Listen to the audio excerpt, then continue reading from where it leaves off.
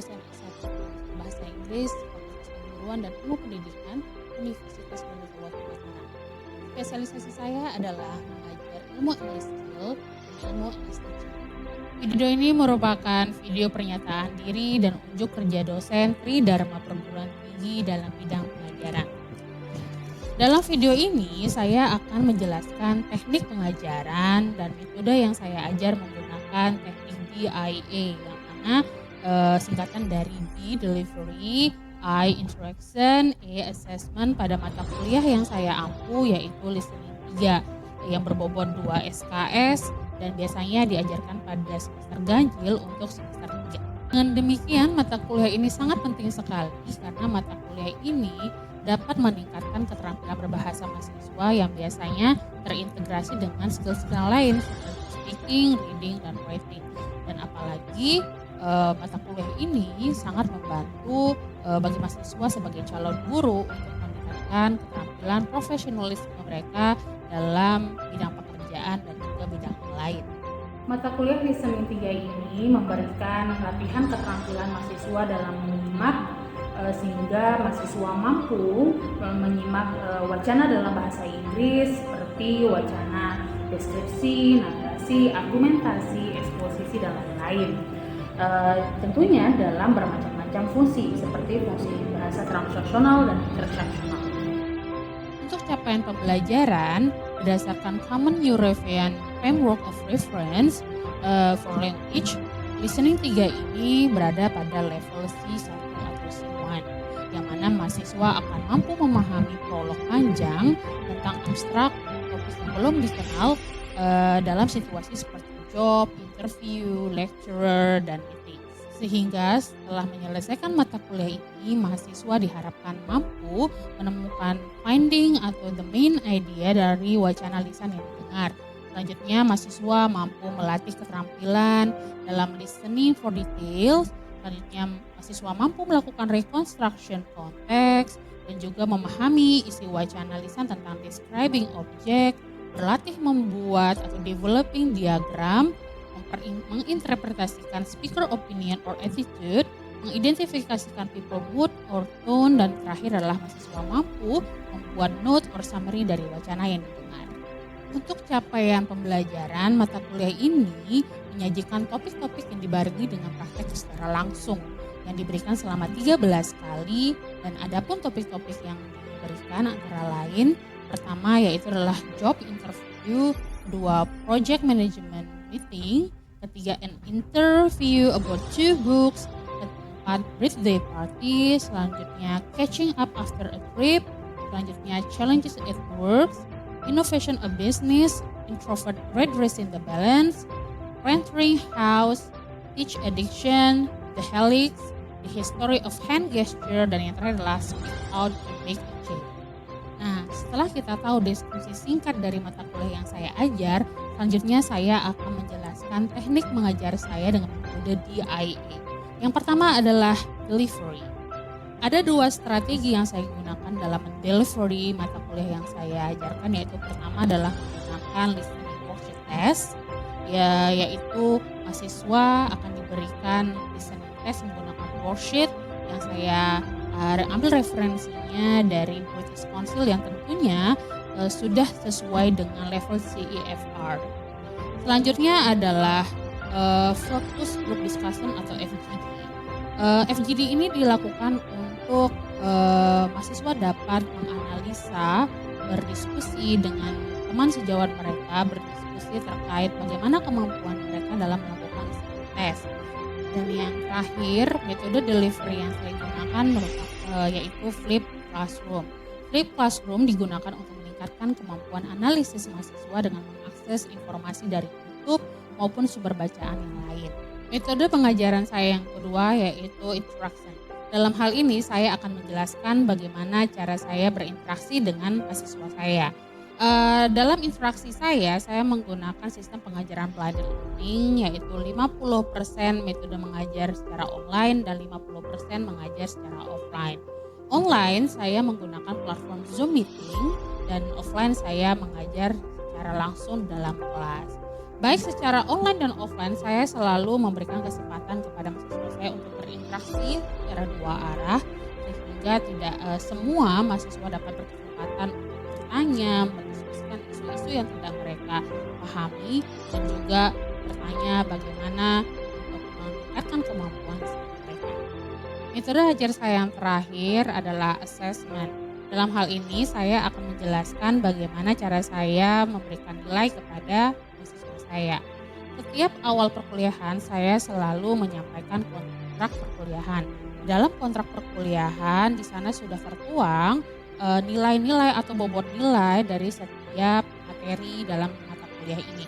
Sehingga mahasiswa mampu lebih awal untuk menyiapkan cara mereka belajar sehingga mereka dapat mendapatkan nilai yang sempurna.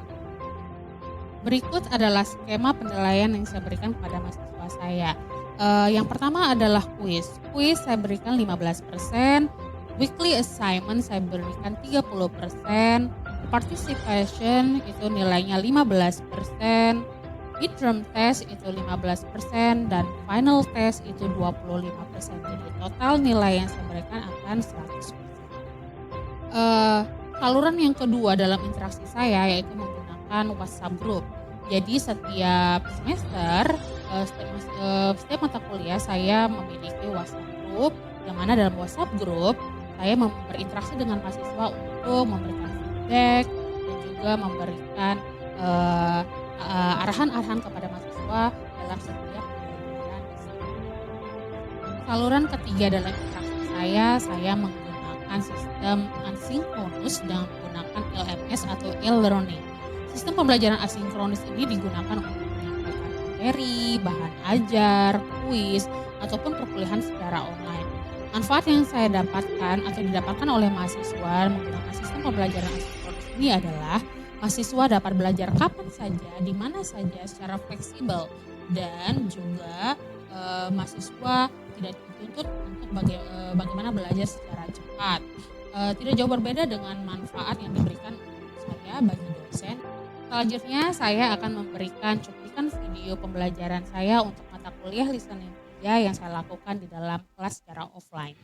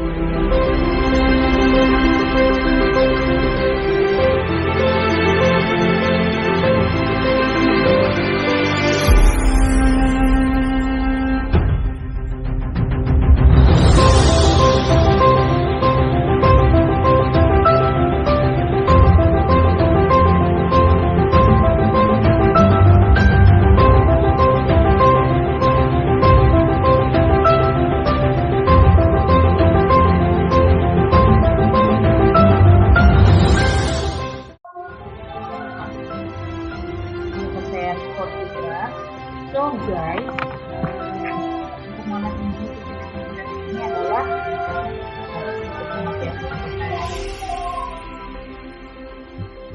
jadi sesi listening test yang akan kita lakukan ini adalah salah satu kegiatan pengambilan data yang akan saya lakukan untuk penelitian yang sedang saya lakukan sekarang, guys. Jadi saya harap kalian bisa benar-benar mengikuti sesi listening test ini. Selain saya melakukan penelitian, saya juga melakukan tes kemampuan listening kalian tadi sampai mana. Jelas? Sudah, Bu. Sudah ya? Tidak macet ya? Jelas ya? Kadang macet, kadang enggak, Bu. Itu berarti sinyal. Oke, mudah-mudahan nanti ketika dengar listening testnya tidak terganggu sinyal ya, ngomongnya.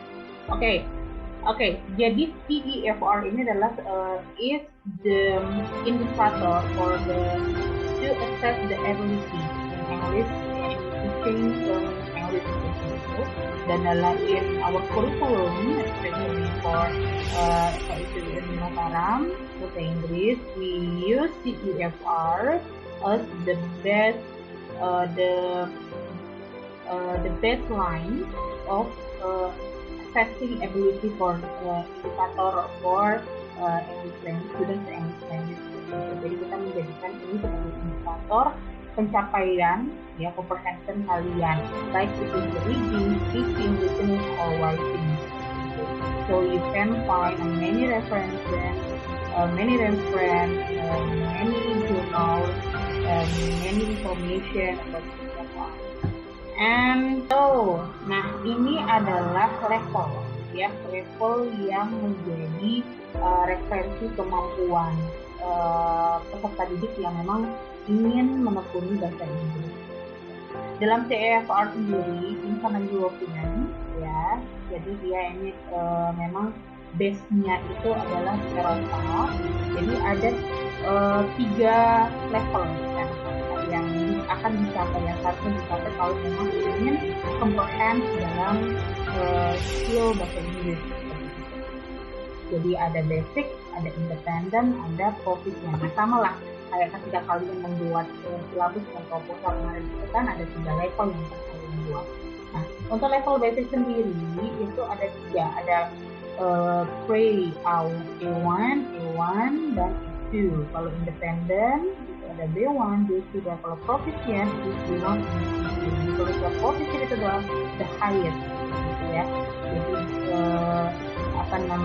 untuk kalau kita pakai ini sampai ini sederajat dilevelkan untuk dari SD bisa atau dari SD sampai kuliah. Nah, ini full ya. Nah, ini kalau dibedakan dari jenjang atau level occupation atau background pendidikan ini ya. Kalau full grade A1 itu adalah starter, jadi bisa SD, bisa TK, dari TK sampai itu dia grade A1. A1 movers itu masih preschool lah ya, masih TK gitu. SD pun itu paling kelas 1-2 gitu ya. Nah kalau A2 itu sudah full ya. Terus juga primary kalau B1 itu sudah masuk primary for school, jadi itu bisa senior high school B1 ya. Kalau B2 ini sudah first for school, ini masuknya itu ke high. Sedangkan kalau advance itu sudah mahasiswa. C2 itu sudah mahasiswa tingkat atas sampai dia sudah graduate from the university, ataupun dia akan naik lagi ke S2. Nah, kalau general higher education, general higher education dia tidak mulai lagi dari A1, tapi dia mulainya dari A2. General high education ini bisa saja kita ambil levelnya dari universitas S1 itu tingkat atau sekitar 678 atau yang ambil S2 dan S3 ya. B1, primary, jadi dia tidak lagi mulai dari B1 karena itu levelnya sudah level anak ya. Kalau bisnis sendiri dia juga mulai dari B1 ya. Ini untuk level bisnis maksudnya adalah level occupation-nya, baik entah itu occupation-nya di bidang apa, tapi dia ada level bisnis. Beda lagi topik-topiknya.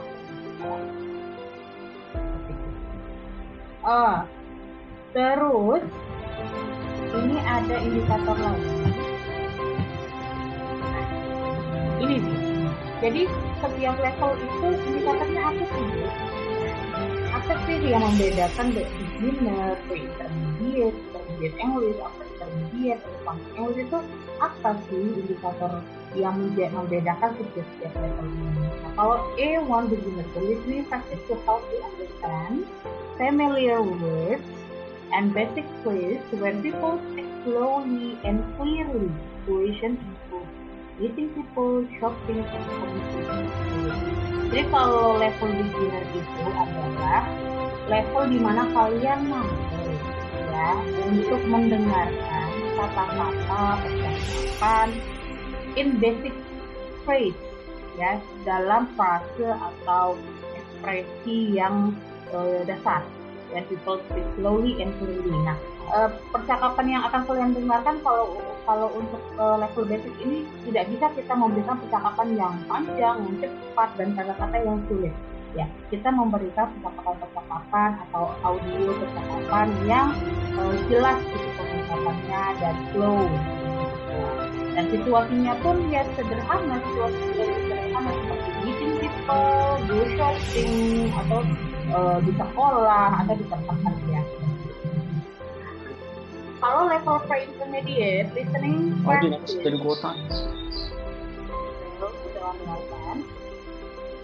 Kalau listening practice itu dihapus ya tulisannya.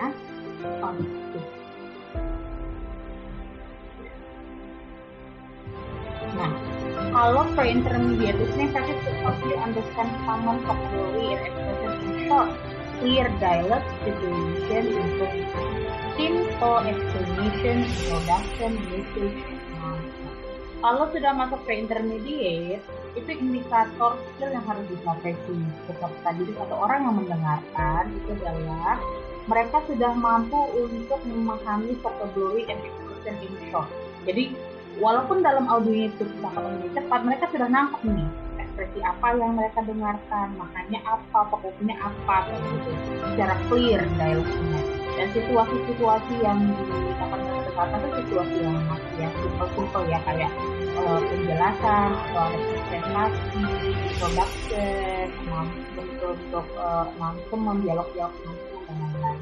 Jadi di CFR ini kalian akan mendengarkan beberapa jenis audio. Ada bentuknya dialog, ada bentuk conversation, ada bentuknya presentasi, ada bentuknya juga kayak orang bercerita, interview dan lain-lain. Kalau intermediate English, itu listening practice to help you understand the main point of clear standard speech for everyday or job related topic, relation to phone call, intermediate English ini sudah naik levelnya ya. Jadi akan lebih sulit lagi. Jadi kalian harus memahami, harus bisa meng-catch the main point of the dialogue or the audio. Jadi dalam audio itu kalian harus bisa meng-catch ini topik utama yang dibicarakan apa ya. Gitu.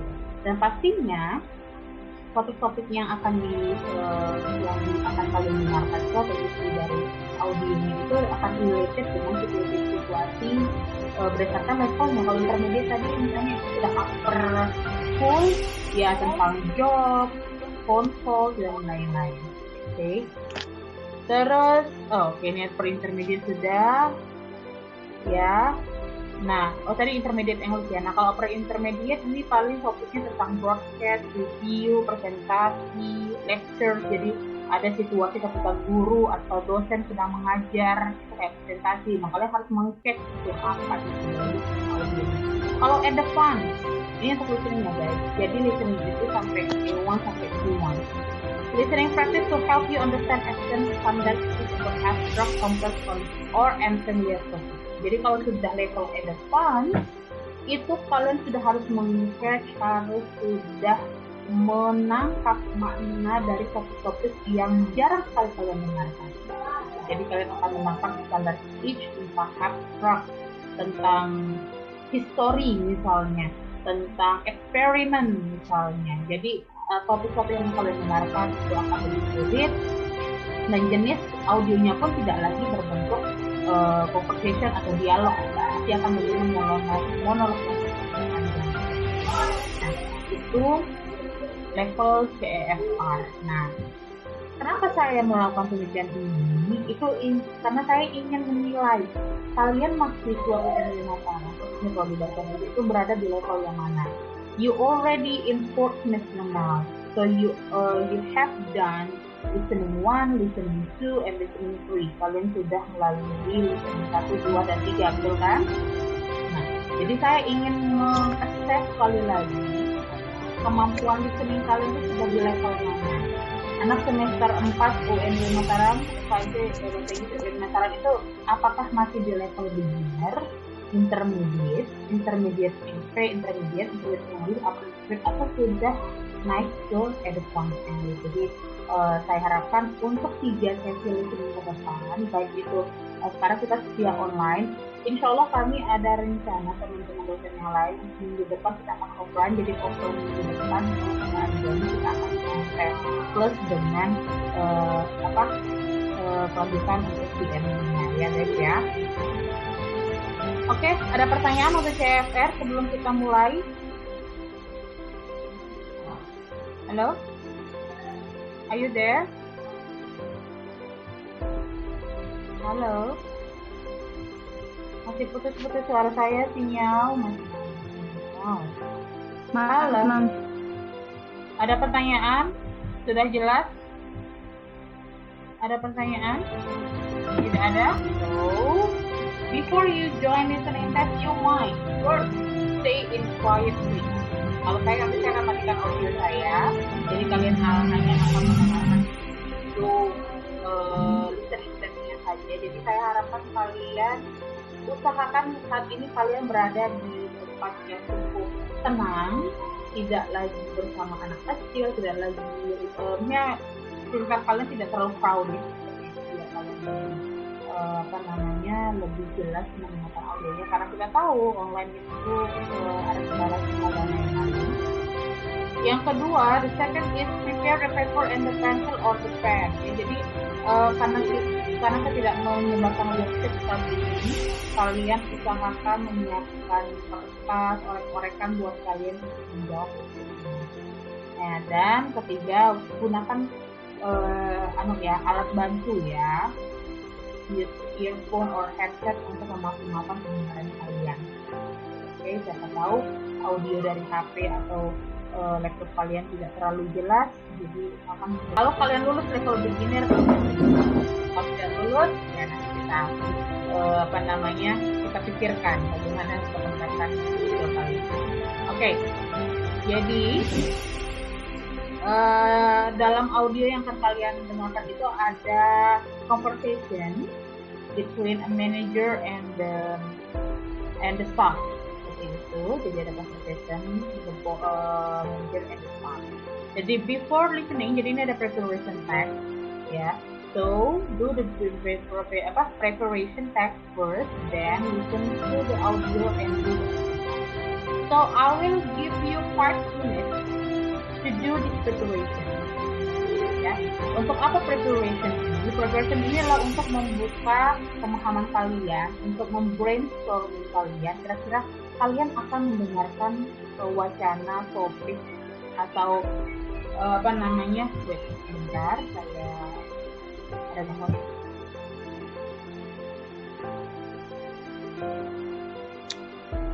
Ya Allah,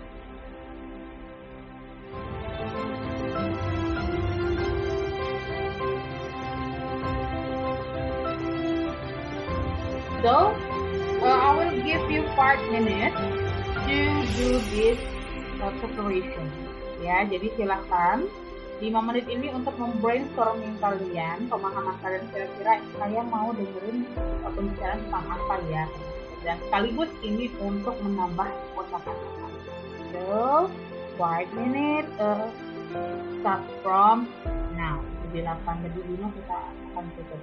Jadi di sini ada 6 vocabulary. So you have to put 6 phrases, 6 sentences into tables, into box. Ya, there are 2 box here. Ada urgent and not urgent. Kira-kira which one the sentence that mean urgent and which one the sentence mean not urgent. So the preparation text start from now. Silakan langsung dikerjakan di korek-korek kalian. Paper. Ayo. Kalian boleh langsung mengorek-orek ya sambil mendengarkan. Okay, so here you are the second audio. Please listen the audio. This recording is from the British Council. Hi, Mario. Can you help me prepare some things for the next month? Okay, sure. What can I help you with? I need to visit the customer in Germany. It's important. What can I do to help? Can you send an email to the customer? Ask them when I can visit them next week. Please do this fast. It's a priority and very urgent. Right, I'll do it today. Thanks. This next task is also important.